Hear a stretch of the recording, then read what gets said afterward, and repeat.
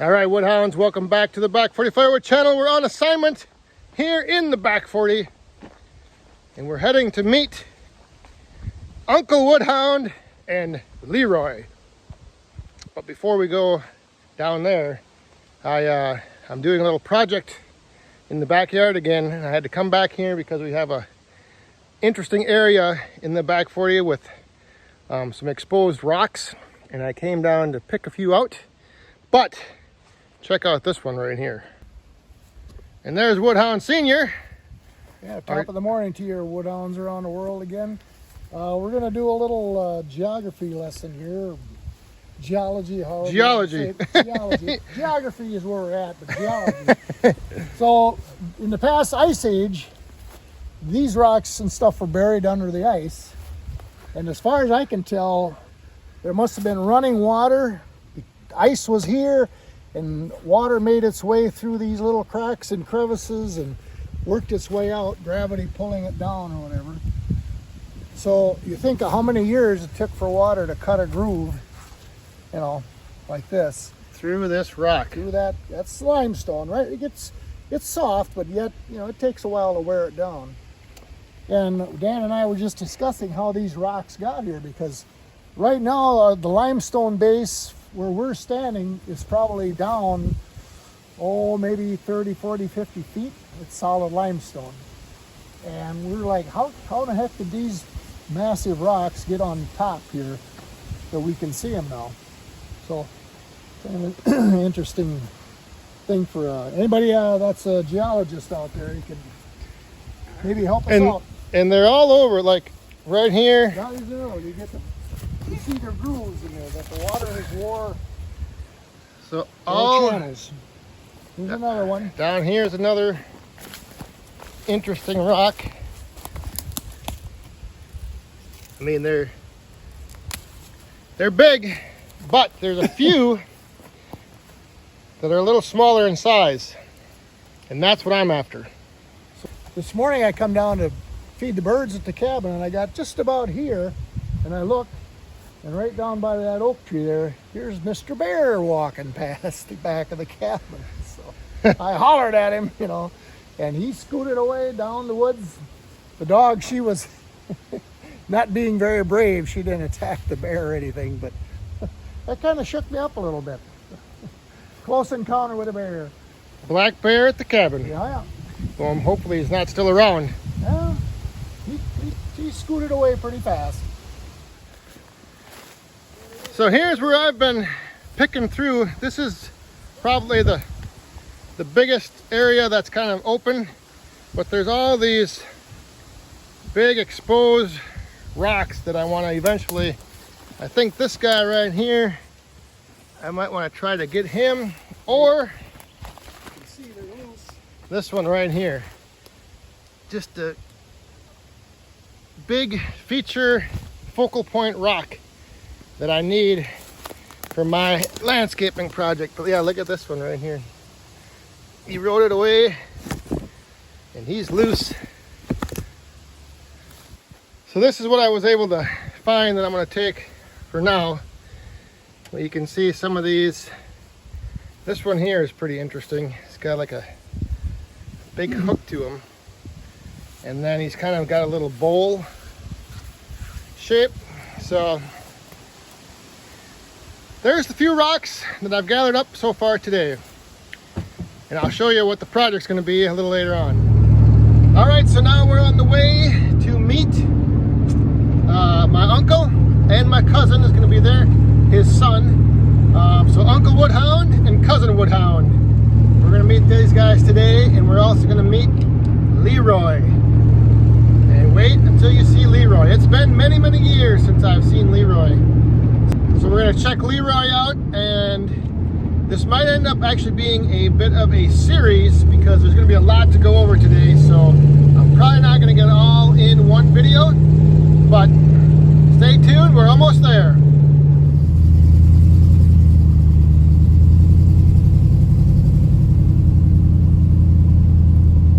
Yeah, look at that shed full of wood. He's got some wood. I always loved coming out here as a kid. Just driveway. Still got the old windmill turning.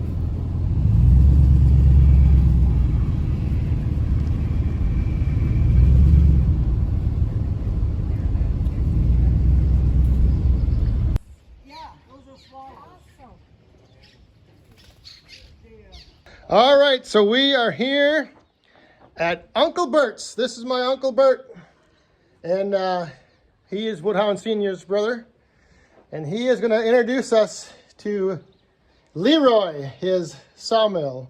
I bought this engine at an auction back in 1982.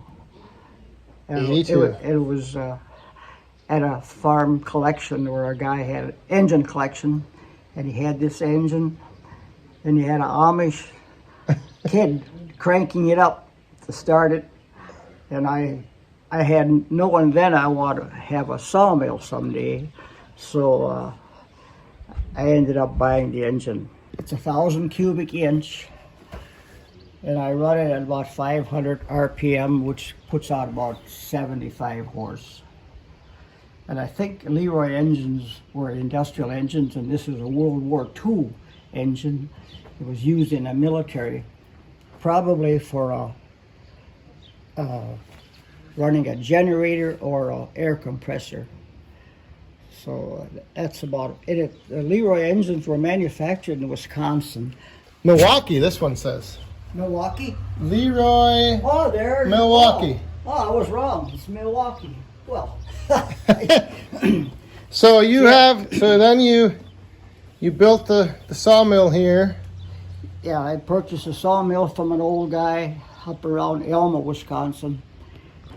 It was made a portable mill, but he never had used it. So we bought it home and set it up as a permanent mill. And then I sawed some lumber out for building my shed. Ah. That's how I got started. And this would have been about 1984, somewhere in there. Basically, you were just milling lumber for around the farm, yeah, or building and sheds. for friends and neighbors. Friends and I used to saw quite a bit for people around the area. You But I don't saw much anymore. I'm 86 years old, and it's getting harder for me to turn the logs. Yeah. know. So I just I sawed out a red cedar here a couple weeks ago for a friend of mine, a smaller log. I can handle smaller logs. Yep. So, yeah. But you never got really commercially into it for doing No, I never did mass producing or Never did it to make money. It was more or less a hobby. hobby. Yeah. Yeah. I mean, that's basically what it is with me. Yeah. In the prime, what was the biggest log you ever had on here? Oh man, we've had a log one last year. A guy bought a 30 inches in diameter. Well, it's more than my blade is meant for. So we couldn't saw it, but he took it back home, and about a month or so later here he brought it. Somebody had cut it in half with a chainsaw, and we sawed the halves.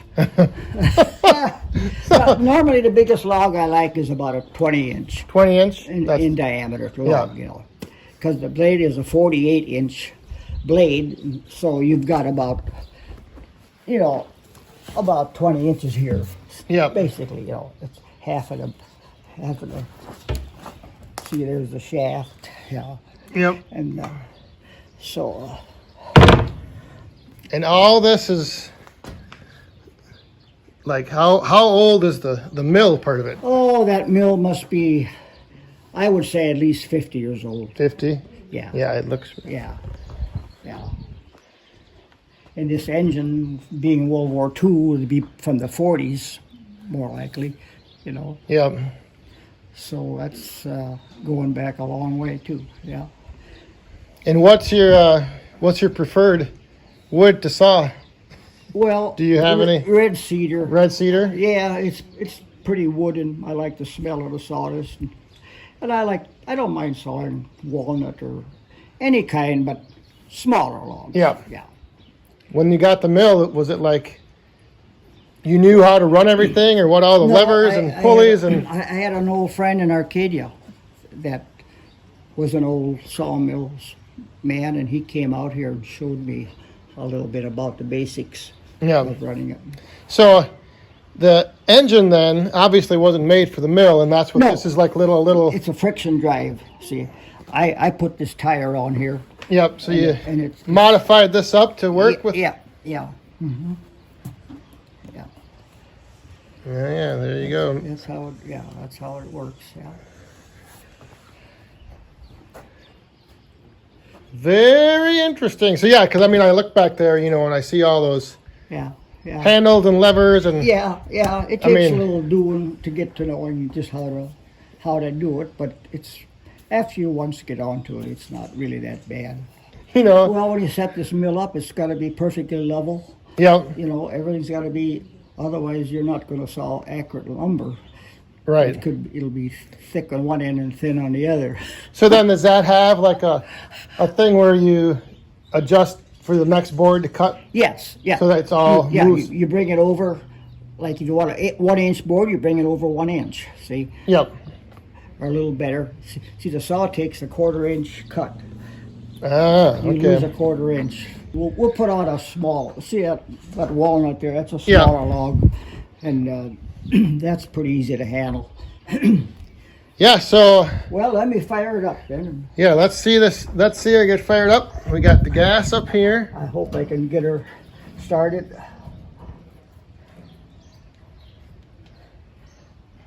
I usually give her a shot of ether. It seems to start better. See, this is what you call a pony engine. That cranks the big engine. Ah, Turn the gas on here. Give her a little choke.